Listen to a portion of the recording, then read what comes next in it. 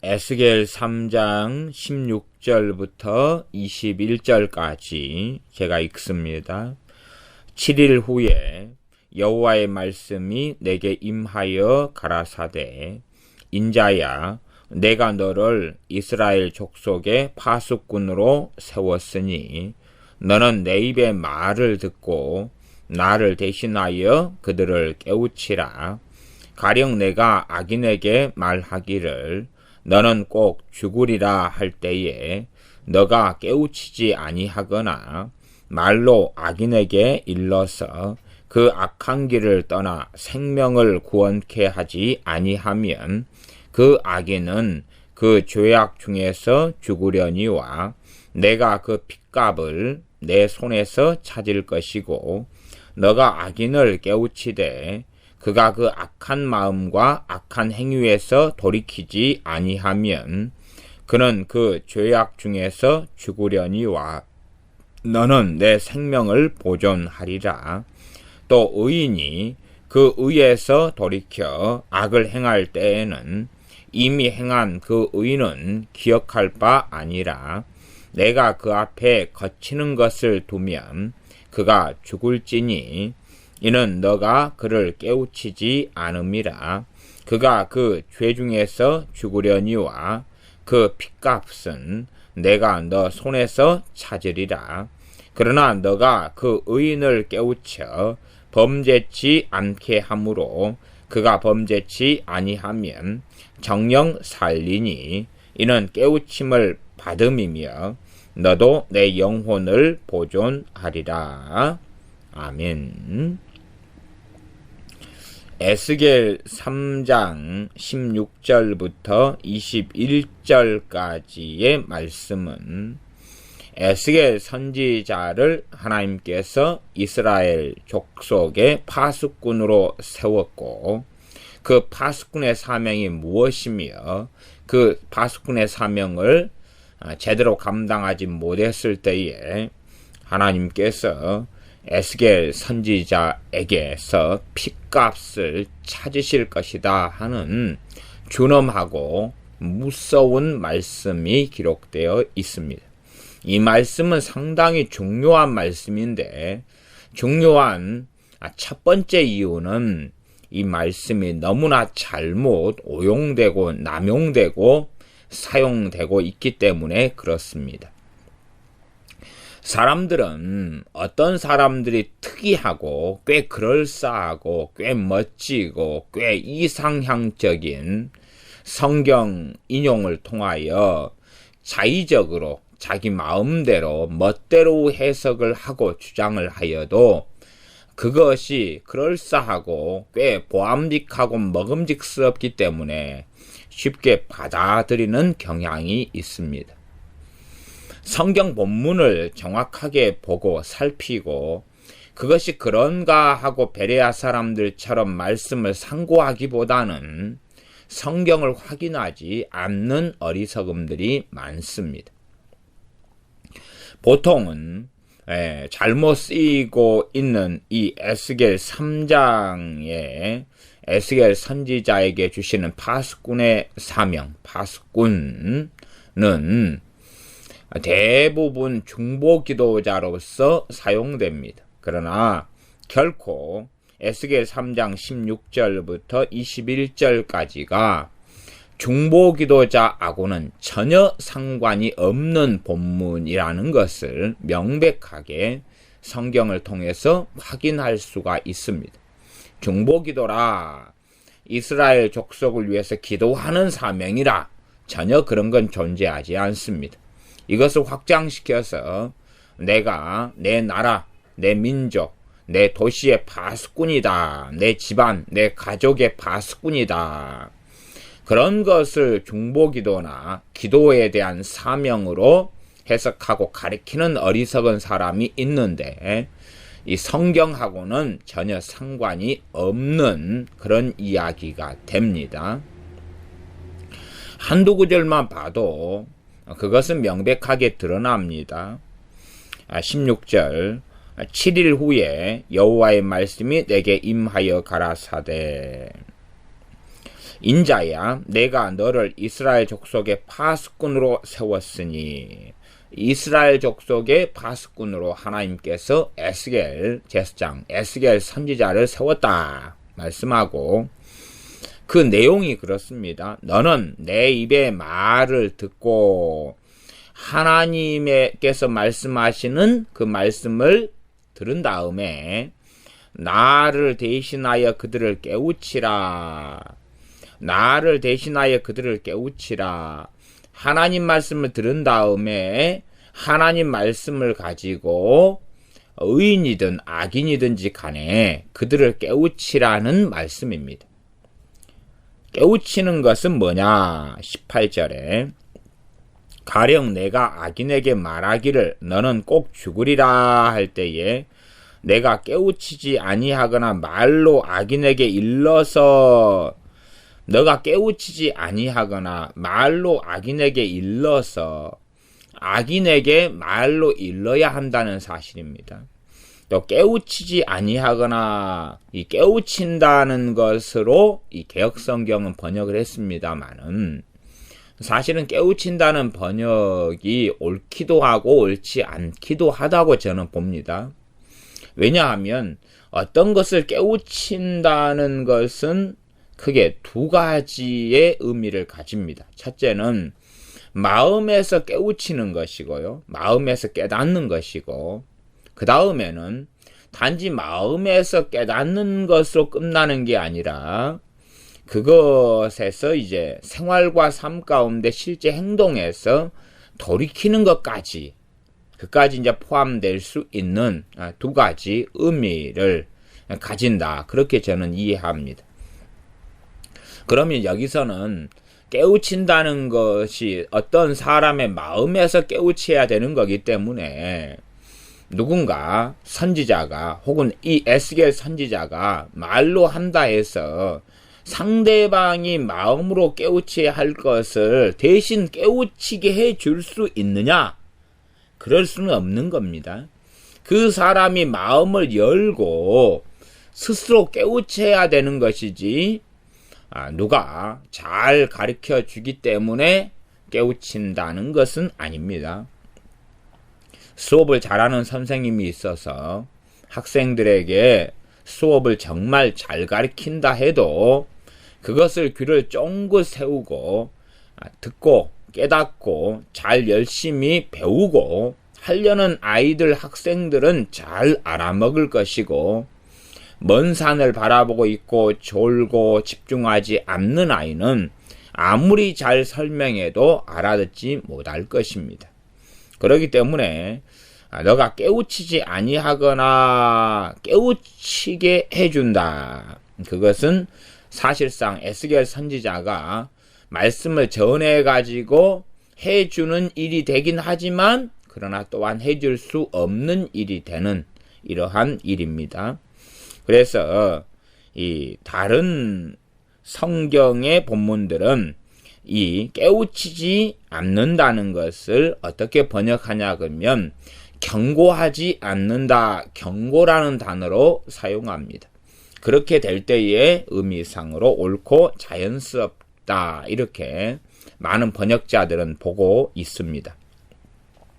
그러면 이 19절로 가면 너가 악인을 깨우치되 그가 그 악한 마음과 악한 행위에서 돌이키지 아니하면, 깨우치되 그 말도 깨우치게 했는데 돌이키지 않는다는 것보다는 경고했는데도 그가 그 악한 마음과 악한 행위에서 돌이키지 아니하면, 그렇게 보는 것이 맞습니다.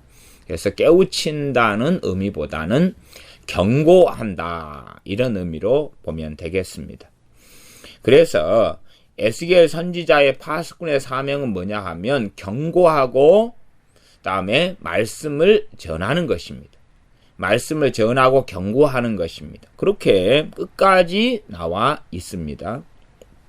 그러하지 최소한은 깨우친다는 한글 개역 성경상의 단어를 본다 할지라도 기도로서 상대방을 깨우친다는 것은 본문하고는 아무 상관이 없고, 하나님께서는 에스겔 선지자가 하나님 말씀을 들어가지고 그 말씀으로 일러야 된다는 의미로서 파수꾼이라는 단어를 사용하는 것입니다. 그러하지 기도라는 의미로서 에스겔의 파수꾼의 의미를 사용하지 않습니다. 이것이 대표적으로 오용되고 남용되는 에스겔 선지자의 파수꾼의 사명이 되겠습니다. 그러함에 말씀을 맡은 자가 말씀을 전하는 사명이다. 그렇게 말할 수 있겠습니다. 실제적으로 에스겔 선지자가 포로로 잡혀와서 거주하고 있는 이 바벨론, 또 바벨론 가운데서도 특별히 이 그발강가에 에스겔 선지자가 거하고 있었고 3장 15절에는 델 아비베에서 7일 동안을 민답이 지냈고 그 후에 다시금 여호와의 말씀이 에스겔 선지자에게 들려왔다. 그렇게 3장 16절은 말씀합니다. 포로로 끌려왔던 이 백성들에게 말씀을 전하는 사명이 에스겔 선지자의 사명이고 이를 파수꾼의 사명이라 그럽니다. 파수꾼이라는 것은 성벽 같은 데 서가지고 적군이 침입하는지 그렇지 않는지를 보는 그런 것입니다. 그럼 여기서는 파수꾼의 사명인데 적이 침입하느냐 그렇지 않느냐 이것을 보는 것보다는 어떤 사람의 이 영적인 상태가 악인이든지 의인이든지 하나님의 진노가 임하지 않도록 깨어나게 하는 사명이지요. 파수꾼도 그러지 않습니까? 적이 침입하면 종을 울립니다. 땡땡땡땡땡땡 울리거나 우리나라식으로는 북을 칩니다. 쿵쿵 꽝꽝꽝꽝 퉁퉁퉁퉁 북을 쳐서 경고하면서 준비하시오, 일어나시오, 깨어나시오 그러는 거지요. 마찬가지로 의인들에게도 북을 치고 나팔을 불고 종을 쳐서 정신 차리고 계속 있으시오. 땡땡땡땡 쿵쿵쿵쿵 그리고 삘릴리 삘릴리 그러고 악인들에게 그대로 살면 멸망합니다. 삘릴리 삘릴리 그러고 땡땡땡땡 한다 그 말입니다. 그렇게 무엇으로 합니까? 하나님의 말씀으로 하는 것입니다. 하나님 말씀으로 경고하고 하나님 말씀을 증거하고 전하는 것입니다. 그것이 파수꾼의 사명이라 하는 것입니다. 이렇게 성경 본문에 나와 있는 것을 가지고 바르게 말씀을 전하고 이야기해야 그 사람들을 하나님께서는 악하지 않고 바르다, 신실한 종이다 그렇게 말씀하실 것입니다.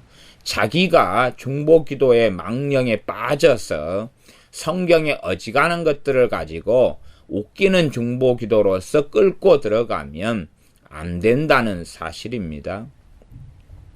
아브라함이 50명 의인, 45명 의인, 40명 의인, 30명, 20명, 10명 그런 기도를 했습니다. 그 기도를 통해서 소돔성이 멸망하지 않은 것도 아니고 의인 10명이 있었던 것도 아닙니다.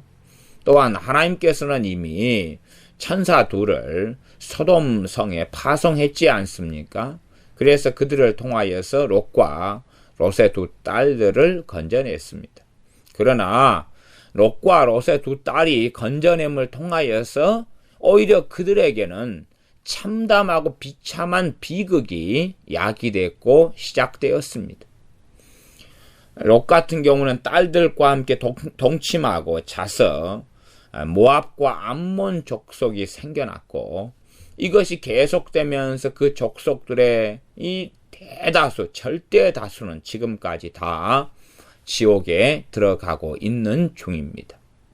이것이 얼마나 이스라엘에게 가시가 되어 왔고 지옥 백성들이 전체로 되어져 왔는지. 그러나 그들이 이 롯과 롯의 두 딸들이 동침하고 그들이 심지어 살아나지 않고 거기서 인생이 마감했더라면 롯이야 구원받았을 거고 롯의 두 딸들이야 구원받았을런지 그렇지 않을런지까지는 모르겠지만 몇 명의 잘해봐야 딸 둘 정도의 지옥행으로 끝났을 거지요.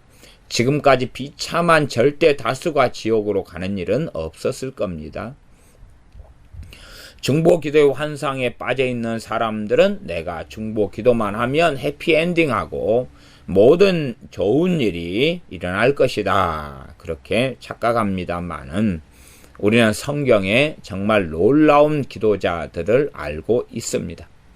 그럼에도 불구하고 그 기도가 한계가 있었고 하나님께서는 말씀 속에서 역사하셨다는 것을 우리는 성경을 통하여 봅니다. 엘리야 선지자 같은 경우는 얼마나 놀라운 기도의 사람입니까?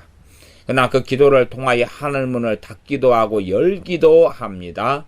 하지만 에스겔 엘리야 선지자가 주로 말씀을 전하는 아합 왕 같은 경우는 절대 회개하지도 않고 돌아서지도 않고 끊임없이 악을 자행하는 길을 걸어갑니다. 마찬가지로 아합 왕의 아내 이세벨 여왕, 이세벨 왕비의 말을 듣고 위협하는 말 때문에 오히려 엘리야 선지자는 도망가서 로뎀나무 아래에 앉아서 죽기를 하나님께 구하고 기도하지요. 그 기도의 사람, 그 강력한 기도의 사람이 기도로서 이세벨 변화시키지 못하고 아합 변화시키지 못하더라 그 말입니다. 그렇게 성경을 자세히 통해서 보면 된다는 사실입니다. 최고의 기도의 사람이 사무엘 선지자하고 다윗입니다. 다윗은 기도로서 자신의 장인인 사울왕을 변화시킬 수 있었습니까? 혹은 기도의 최고의 기도의 사람인 사무엘은 기도로서 사울왕을 지키고 변화시킬 수 있었습니까? 그러진 못했지 않습니까? 최고의 기도의 사람은 모세입니다. 모세는 기도로서 이스라엘 백성을 지켰습니까? 이스라엘 백성이 가나안 땅에 입성하게 했습니까? 40년 광야를 돌지 않게 막았습니까? 그들이 회개하게 했습니까? 기도로서 그들이 돌아서게 했단 말입니까? 도대체가 사람들은 기도가 하는 일과 말씀을 전하는 일과 각자의 사명이 다르고 각자가 협력하고 하나가 돼야 될 뿐만 아니라 기도 중에서 특별히 중보기도라는 것은 정말로 부분적이고 부분적이다는 것을 잘 이해하지 못하는 것 같습니다. 성경의 한계 속에서 사람에게 허락하신 믿음의 분량의 한계 속에서 거해야 되고 하나님께서 하신 말씀들이 중요하다는 것을 꼭 기억해야 되겠습니다. 에스겔 3장 본문을 계속 읽어가겠습니다. 그러면 에스겔 선지자에게 주시는 사명은 17절 하반절에 너는 내 입의 말을 듣고 나를 대신하여 그들을 깨우치라. 그까지 말씀한 거죠.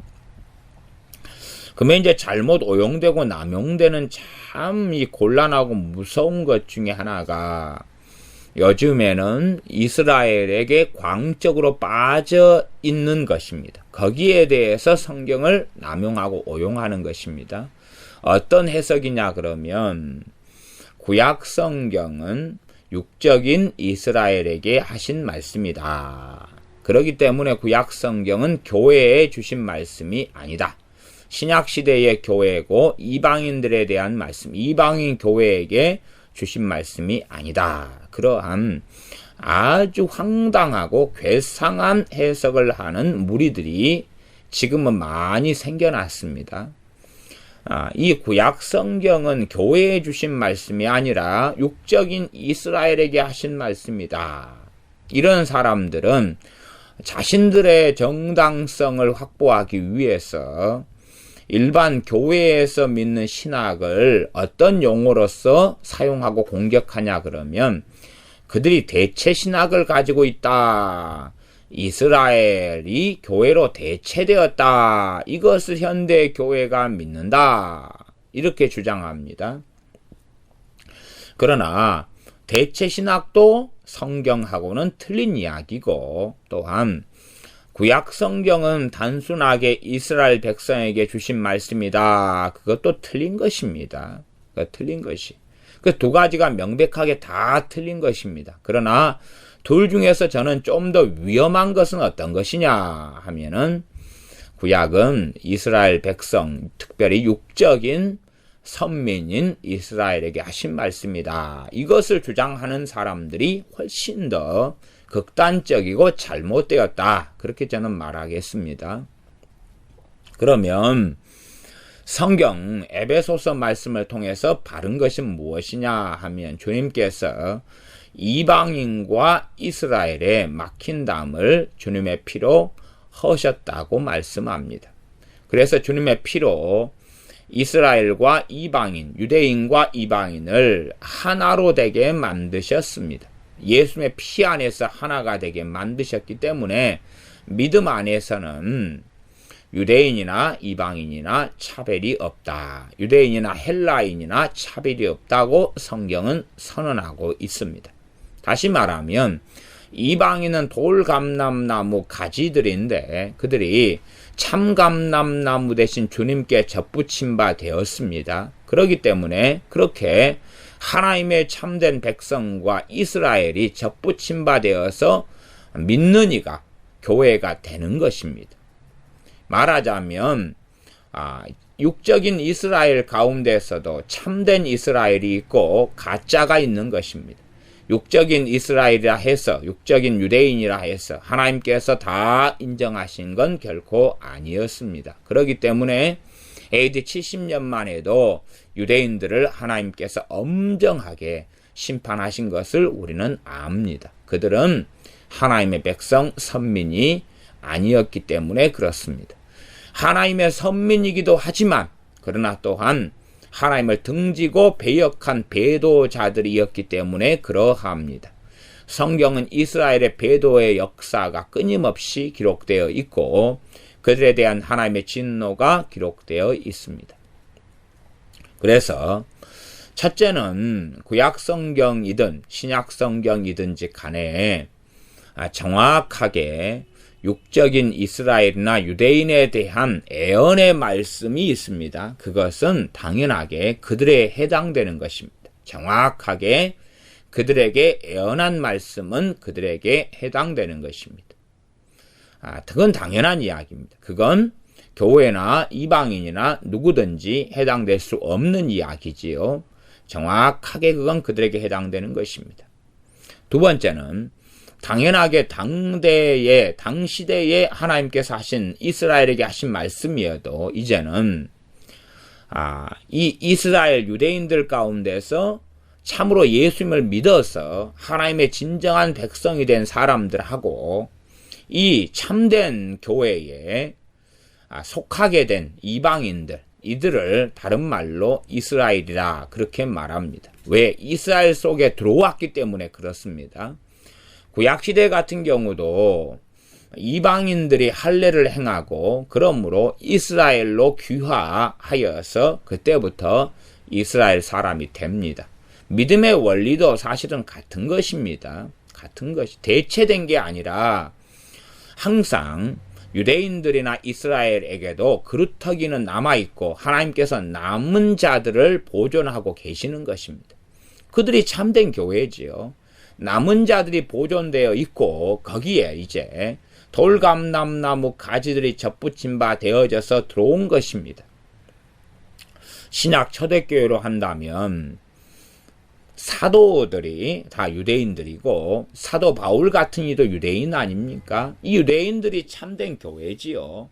거기에 사도 바울 같은 이나 베드로 사도나 이런 사도들과 주님의 제자들이 전 세계를 흩어져 다니면서 복음을 증거해서 이방인들이 안디옥 교회에 형성했던 그러한 이방인들이 참된 교회로 들어오게 되는 것입니다. 주님께서 내가 교회를 세우리니 음부의 권세가 이기지 못한다. 주님께서 친히 자신의 피로 세우신 것이 교회고 그 교회가 바로 이스라엘입니다. 이게 어떤 면에 대체신학을 말하는 사람들은 그 대체신학의 내용이 다 틀린 게 아니라요. 이해를 다 정확히 100% 못하고 있는 것이고 그러기 때문에 이해가 잘 안 돼가지고 틀린 쪽으로 설명을 하거나 틀린 이해를 좀 가지고 있는 것입니다. 주님께서 교회를 주님의 피로 세우신 것입니다. 새 계명을 주시고 새 백성을 이렇게 세우시는 것입니다. 그 안에는 당연하게 유대인들도 포함되어 있고 이방인들도 포함되어 있습니다. 그러하지 교회를 이방인이라는 개념만으로 가져가서 이 구약의 이스라엘은 제외됐고 교회인 이방인만 포함됐다. 그렇게 말하면 그건 잘못된 이해고 항상 성경은 교회에 대한 것입니다. 그 교회 안에는 본질상 교회의 원 백성들이 누굽니까? 당연하게 이스라엘 유대인들이 될 수밖에 없는 것입니다. 그래서 이 에스겔서에도 17절에 보면 인자야 내가 너를 이스라엘 족속의 파수꾼으로 세웠으니 파수꾼으로 세웠다. 이 말씀이 나오죠. 이스라엘 족속의 파수꾼으로 세웠다. 그러면 대체신학이라고 공격하면서 이스라엘에게 광적으로 빠져있는 사람들은 그렇게 생각하면 되겠습니다. 이스라엘 족속의 파수꾼이니까 이스라엘에게만 해당되니까 파수꾼의 사명을 받으려면 누구에게만 대해서 적용시키면 되겠습니까? 지금 현재 팔레스틴에 있는 이스라엘에게만 적용시키면 되지 않겠습니까? 뭐일라고 한국교회 신자들이 이 구절을 갖다 씁니까? 이건 이스라엘에 대한 건데 육적인 이스라엘이 그대로이니까 우리한테 믿는 신자에게 교회에게 적용시킬 수 없는 것이 그것이 바로 광적으로 이스라엘에게 빠져서 구약성경은 이스라엘에게 대한 것이다. 교회가 말씀을 사용하거나 적용하면 안 된다. 이스라엘에 대한 것으로만 해석하고 그렇게 설명해야 된다. 그 따위 웃기는 생각을 가지고 있으면 너를 이스라엘 족속의 파수꾼으로 세웠으니 그럼 유대인들의 파수꾼이라는 걸로 사용해서 중보기도로서 파수꾼을 사용하는 사람들도 유대인들을 위해서만 기도하면 되겠다. 그런 것입니다. 이상한 해석, 이상한 주장으로 달려가면 심각한 오류가 있습니다. 성경을 이렇게 크게 이 본문을 통해서는 두 가지 잘못된 오용과 남용에 대해서 말씀을 나누었습니다. 하나님 말씀이 정확하게 어떠한가 하고 이런저런 신앙 서적들을 가지고 살펴보고 그것을 순진하게 믿기보다는 성경 말씀의 본문을 확인하는 것이 항상 무엇보다 하나님을 섬기는 바른 자세라. 그렇게 말합니다. 기도하겠습니다. 아버지 하나님, 어리석은 사람들이 되지 아니하여서 사람들이 그럴듯하게 가르치고 그럴듯하게 신앙 서적을 써놓은 것들을 보고 거기에 현혹되어서 넘어가기보다는 정말로 성경 본문이 그러한가 과장되고 확대되고 오용되고 남용되고 더하여서 말해진 것들은 무엇인가 가장 중요한 것을 신앙 서적으로 삼기보다는 하나님의 말씀 66권으로 삼아서 사람들의 현혹에 빠지지 아니하고 미혹에 빠지지 아니하고 말씀 66권을 가장 사랑하는 사람들이 우리가 되게 도와주시옵소서. 예수님의 이름으로 기도하옵나이다. 아멘.